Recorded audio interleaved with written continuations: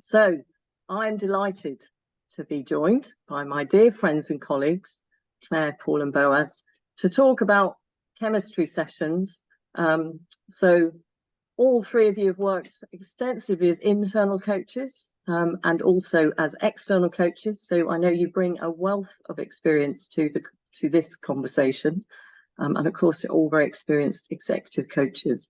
And Claire, I'm going to use the expression that you used because you said, in setting the scene, we had a thoroughly enjoyable conversation to share our experience of chemistry. And I think you said, Claire, that you have to have a few chemistry moments to develop your own sort of way of doing them. So we just want to normalize that if you're here joining us because you've got some questions around what's the best way of doing chemistry, I think you're going to find that, of course, there is no one way. But we're going to really just take some time to share some of our experiences in the hope that that will also support those of you who are listening. So welcome, everybody. It's nice to see you all. So I'm gonna start just with the first question, which is just around what's the purpose of a chemistry session? And Paul, I thought we would come to you to kick us off. I'm feeling the pressure already.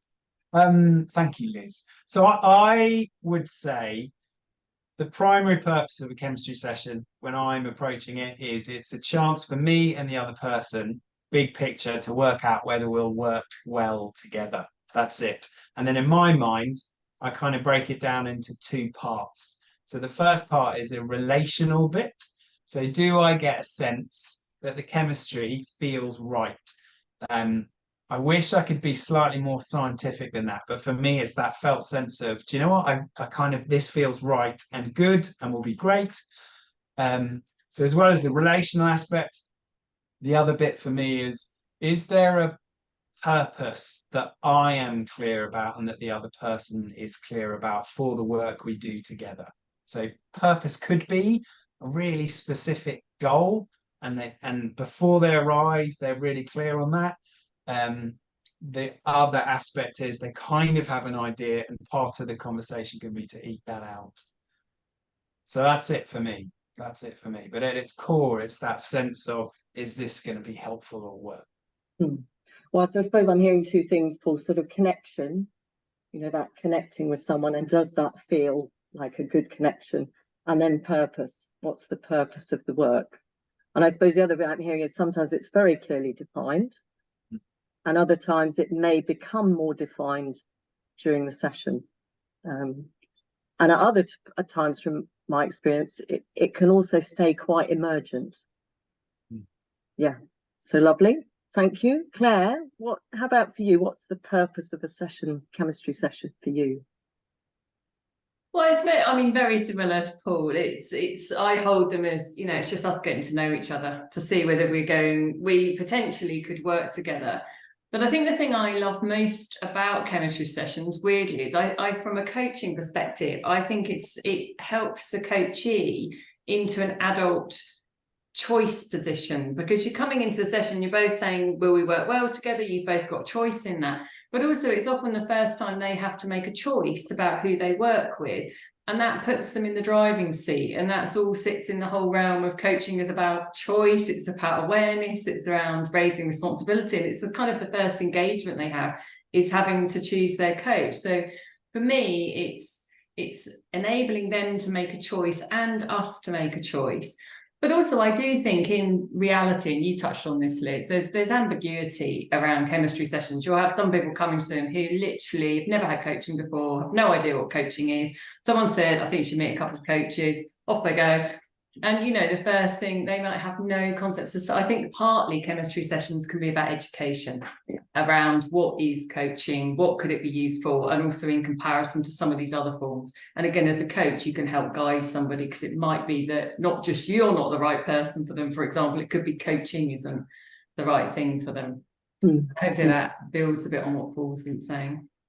Yeah, so I think you're right. As you say, sometimes you will have someone and they might be arriving enthusiastic, but they genuinely have no idea what to expect. And actually, one of the questions we will come to later, if the people listening are sort of wondering about how do you structure it, we are going to take some time just to explore that a little bit. So Claire, if I just stay with you around this idea of value, you know, the value of a chemistry session for the coachee and for the coach, what else would you say is the value of it, rather than just launching straight in, if you like? And why don't I pick up on what the value for the coach is, and maybe Boaz will come back in and think about the value for the coachee. But there's something for me about, it can feel, chemistry sessions can feel like a beauty parade for a coach, and it's kind of, you're in the, oh no, I've got to sell myself, or I've got to be picked, and it's quite uncomfortable. It can feel quite uncomfortable if we hold those beliefs. But actually, as a coach, you know, we have a professional service that we are offering to people, and it's not going to be right for everybody. So as a coach, a chemistry session is a wonderful way of meeting our clients, and for us to find out more about them. So in chemistry sessions, you always meet really interesting people. So you find out more about somebody, you're finding out more about what they want to work on. You're finding out more about what they hold as coaching in their mind, kind of back to the education piece. You know, when you ask somebody in a chemistry session, have you had coaching before? And they say, yes. I always say, well, tell me what worked well in that and what didn't. And then you can suddenly realize they did not have coaching at all. They had some really random relationship with someone training them. Or you find out they had really amazing executive coaching and they really like these aspects of it. So you start to understand what works for them. So it's your insight into how they work. And it also gives you an opportunity to share, well, this is how I work. And also you can say, and this is the things that I don't typically do. So, you know, I'll quite often say I'm not particularly theoretical. So you're unlikely to get lots of models. So if someone wants someone theoretical, I'm not the right coach for them. So again, it's that opportunity as a coach to work out, is the fit right for you, and to have some really interesting conversations. But I'll pause there. Yes, and Boaz, I'll come to you in a second, because I think there's something important in what you said, Claire, about it's an opportunity for, as a coach, to also be open and honest about how you work. So it's almost sort of permission to be, well, this is me. I'm not going to, you know, I can adapt, I can flex, but I can't be a very different coach. So if there's something very particular you're looking for, this is an opportunity to explore it.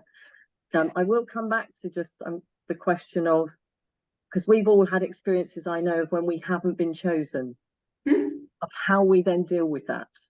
But Boaz, what would you add to the question of what's the value of them?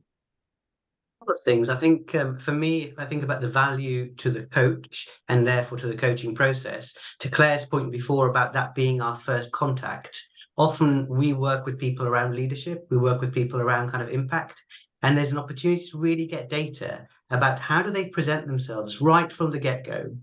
And that data I will often then kind of just make a note of, so that if we do work together, that can come into our work. We can reflect on how I, as a coach, kind of met them and received them, and what happened in that relational dynamic. I think for the coachee, especially those that haven't had coaching before, it's really helpful to see just more than one person, because we each have our own approach. We'll each start very differently. We'll each explain coaching perhaps slightly differently as well. And it's an opportunity for them to really have something tangible to say, actually, do you know what? I prefer this, or this is going to work for me, rather than kind of in abstract, do I think, you know, this is a good fit? So I think the comparison is a really helpful thing if they have more than one individual that they get to meet. Well, and I think, Claire, you made the point about it's creating that sense of choice from the start. So not only are they likely to be experiencing a conversation that feels like a coaching conversation, but they're also, as you say, getting that choice. So I'm just going to stay with you guys about how you manage when it's not you. Claire, I'm going to come back to you first. So how do you manage when it's not you? Well, obviously, it's all about them. They've just made a really bad choice, Liz. So that's how I manage. It's for my own ego. No, do you know what? I do think, and being really honest, I think how you manage it, depends on how you feel, how well your business is going. You know, do you want more coaches? Do you not want more coaches? So I don't think there's, you know, we're human beings. At the end of the day, there is always a little element of, oh, it's particularly if you really wanted to work with them, you really like them, you think, oh, okay, that's a shame. I would have enjoyed those conversations. But I think how I look at it now is, and I always say this at the end of all my chemistry sessions, I say, you will make the right choice for you. Everyone you meet will be a brilliant coach, and you'll make the right choice for you at this time in your career for what you want to make clear. And I think I do genuinely believe that. And sometimes I'm often in a position where I know who else they're meeting. I think it's really funny because I've coached somebody, I've chemistry session with somebody rather once, and I remember sitting there thinking, I know you're meeting X, and I think X would be amazing for you. And I've actually said that. I said, I know you're meeting so and so, and actually, I'd be really curious how you experience them. So I think they've got this skill set that would really work for you. So I think they're going to get great coaching whoever they meet, and it's okay to feel however you feel, because sometimes you might feel rejected because you're feeling a bit down. Sometimes you might think, oh, thank goodness, because I haven't got any capacity really. Sometimes you might just think they've made a great choice themselves, but give yourself permission. It's okay to feel any of those things, is how I give myself permission. Yeah. And actually, I've certainly had experience of sometimes you might get a hunch or an instinct that actually I'm not sure they will choose me, which again is also fine. Boaz, just what would you add? I think the reality is that if they're seeing two coaches, there will be one coach that doesn't get to carry on with the work, and regardless of what you do or what you don't do. So that's kind of the reality. I also think that early on in the career, it can have more of an impact because you don't have as many experiences of that. Whereas the more coaching chemistry sessions you have, and the more they've gone that way, and some will go that way, the more you normalize it in your own mind, or certainly that was the case for me, as just part of the process. So it's something to bear in mind. Yeah, lovely. And just to say, we are going to come to a question about what the difference between internal and external. For those of you in the audience who are wondering about that, we will come to it. Paul, I'm going to come to you next. I know we're moving into the conversation about how you approach sort of your chemistry conversations. I'm also just going to give you the chance to say how you manage that, if it's not you. If there was anything you would add to that. Yeah, I've got a technique which has been really effective. I picked it up off my nephew. I just lie on the floor and cry no, I'm just kidding. But I do, whilst I might have that emotion, I notice it in myself that I get a real, some days, I really like what Claire said. Some days, if it's a difficult week or you're exhausted, or an identical email comes in, it's amazing how the emotional response that I have, the emotional reaction is really different, and isn't always pleasant. But I also really like Boaz's phrase, which is, it is all part of the process. It's part of being in this world, which is valuable for us, I think. Yeah. And of course, it's one of the things we might take to supervision. So if we feel like we're left with it, or if there's something about it that feels like it's a pattern for us, then we can go and explore it.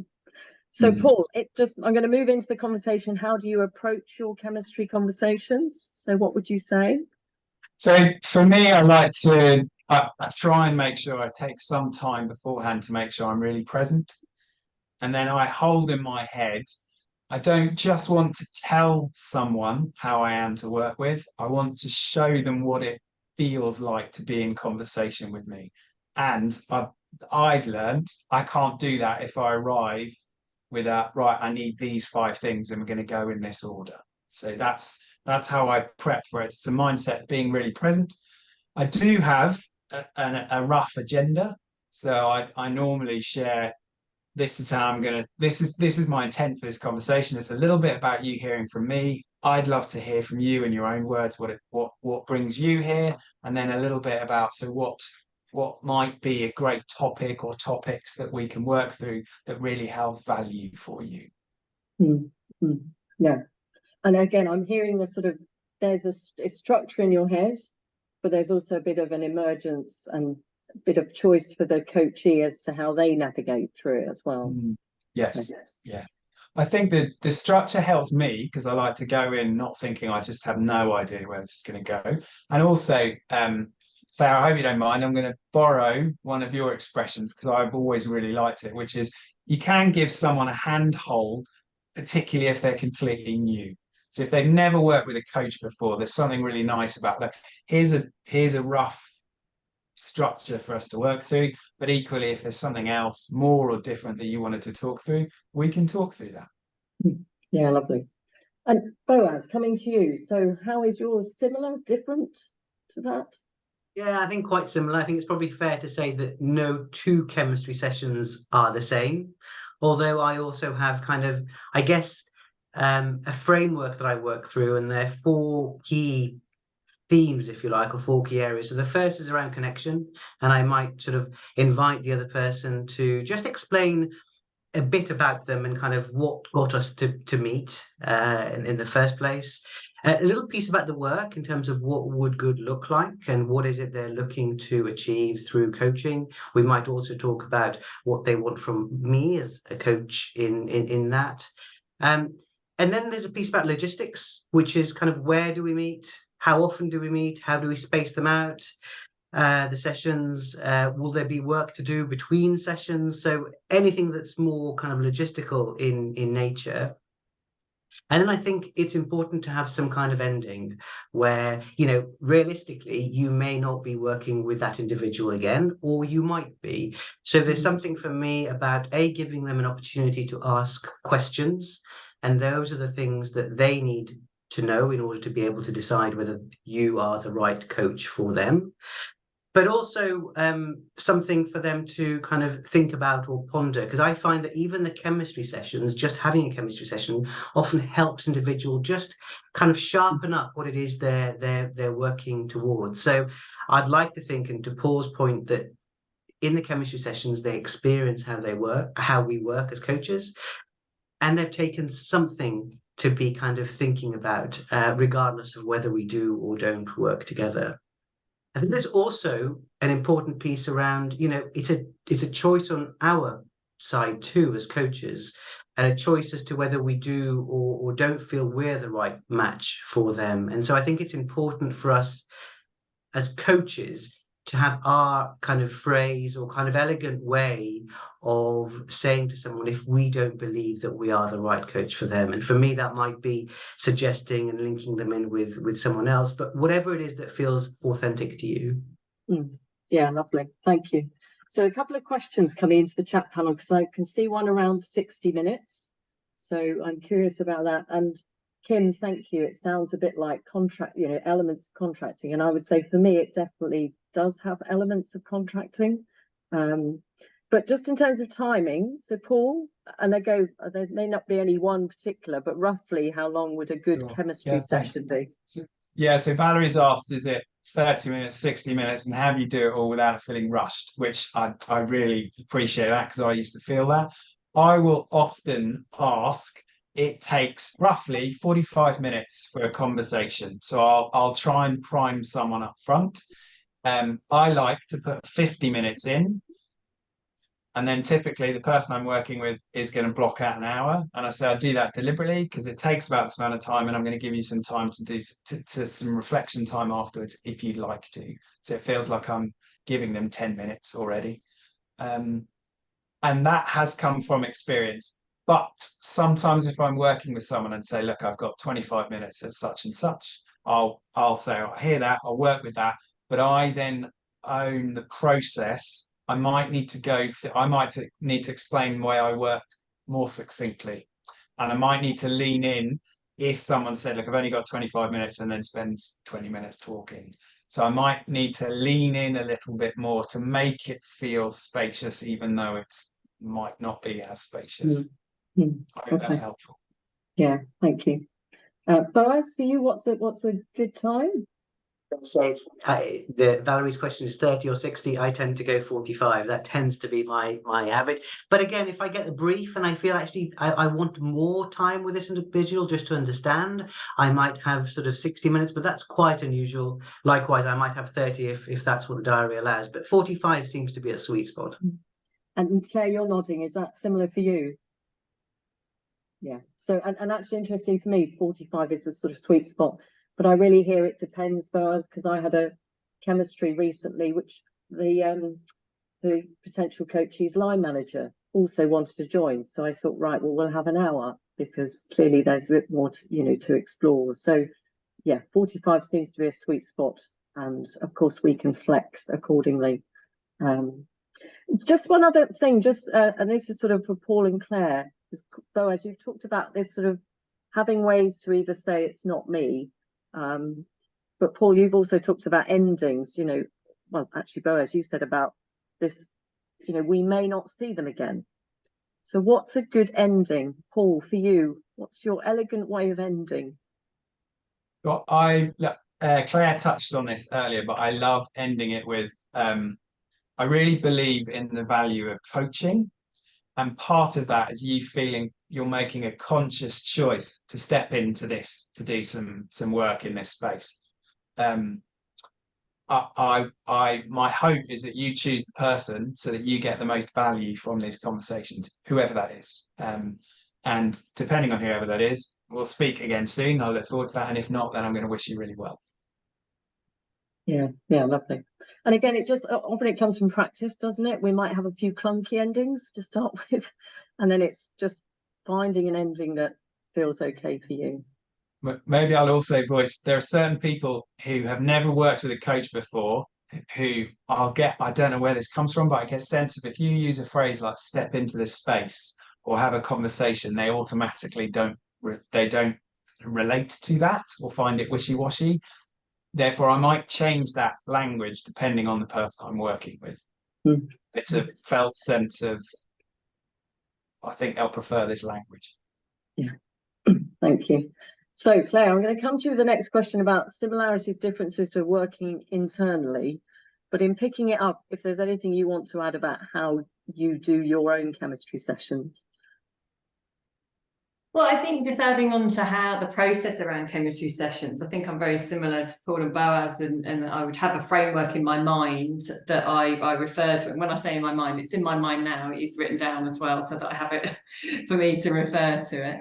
I think the only other thing I would add in is I will often, well, nearly always, unless I forget, say it's a confidential conversation, because sometimes people will come onto a chemistry call and almost before, however much positioning you do, it's like you've hit the go button and they'll go, can I tell you a bit about me? And you're sort of, before you say they're off, and they might, because of how they're holding, they might really tell you a lot of stuff about them. So actually, even if that's happened, I will always say, this conversation is confidential, so that there's that element that they feel safe. They don't walk away from it thinking, oh my goodness, I've now divulged lots of things to someone I'm never going to see again. So that's the only thing I'd add into it.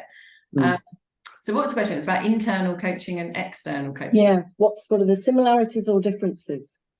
Well, I think Paul and I were talking about this the other day. I think the thing that comes up sometimes, and it's not always with internal coaches, but it is, you can get it externally as well. It's where a session is positioned as a chemistry session, but you are the only coach they're meeting.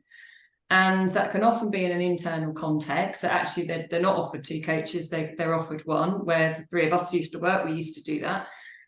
But sometimes I have external clients where people pick from bios and then they just meet one for a chemistry session, but it's kind of not quite the same. So they might have done a bit of choosing, but they're not meeting someone else. So I suppose in my mind, if you're in that scenario, I would always hold it as kind of an initial session. So there's an assumption you are going to work together. So I would be more into the contracting at that point around, finding out more about them and sort of explaining more about how I work. But I would always make sure, unless there was some circumstance that meant I couldn't do this, that even if I was like, they've picked me and we've got X number of coaching session, I would still put 45 minutes in before the coaching started to do that, getting to know them, to also check we are a good fit. And I'd always say to them, I know you've chosen us to work together, but let's just see if we're going to work together well, and we can both have a think about that once we get to the end of this session. I think the other thing with internal coaches is there's that sense, particularly if they're choosing you or not choosing you, is it might feel a bit embarrassing if you meet them around the building, or it might feel a bit awkward because people don't like making choices. People don't like what in their mind is rejecting somebody. So actually, again, it's just sort of saying, the conversation's confidential. If we see each other around the building, obviously I'll smile, I'll say hello, but I'm not going to reference anything to do with coaching as we meet. you know, and I almost see part of our job as coaches is to help the other person feel at ease with the slight awkwardness of a chemistry meeting, because often it's not something they're used to doing. So we are used to doing it so we can make it more easeful for the other person. I know Paul had some other thoughts around that as well. Yeah, well, and I think thank you for just not normalizing, but sharing, even when, as you say, someone's chosen you or you've been matched up, you're still holding this sense of, and I'm still testing that this is going to work. And if it doesn't, then it's finding a way to, acknowledge that and support someone to find someone who is going to work well with them. So, Paul, what would you add to it? Keeping on the time, we've only got 3 minutes left. Time is I'll be flying. super quick then. I think one barrier that I notice at times is that as an external, all of a sudden I feel like a chemistry is I need to be selling. So, and there's if I don't get this, I don't get the work and the income. If I notice that, I try to just hold it lightly, and I'm aware for me that doesn't help me to be present.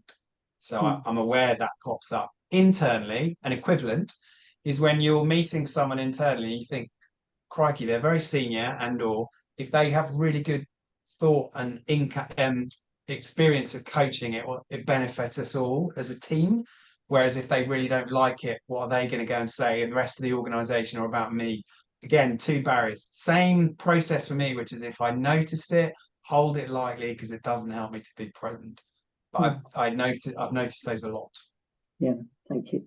And apologies, I can't keep up with all the questions. There are a lot. It might be telling us we can have another conversation about chemistries, but I think there was one about what if you then realize that perhaps this isn't someone that you want to carry on working with. And I think the thing I would say is that's why we have supervision, is to start to go and take that to supervision for an exploratory conversation about what might be going on. Sometimes in supervision we might hold the idea of what is this client trying to teach you, because if you're finding someone challenging, there'll be something that it's requiring you to lean into. So with 2 minutes to go, Boaz, I'm just going to come to you first with just any final thoughts, anything that hasn't been said that you think it would be helpful to share. I think that these chemistry sessions are emergent, and you will have one way of doing it at a particular point in time, but as you do more sessions, you will change. So, I think that's just part of it, just like you evolve your coaching practice overall. And supervision is a great space. If there are certain things that are difficult for you, if there are certain patterns you find yourself falling into, use supervision. That's what it's there for. Thank you, Boaz. Claire, what would you add? I think my only added is to lean into the slight uncomfortableness of them. It's part of our business. It gets less uncomfortable, and actually it can end up being a really enjoyable way to have some very interesting conversations. So just sort of lean into that. I think all coaches have to go through a phase of leaning into it. Lovely. Paul, final thoughts? I don't think I can add any more than Boaz and Claire. Maybe just I hope this has been helpful. Yeah, thank you.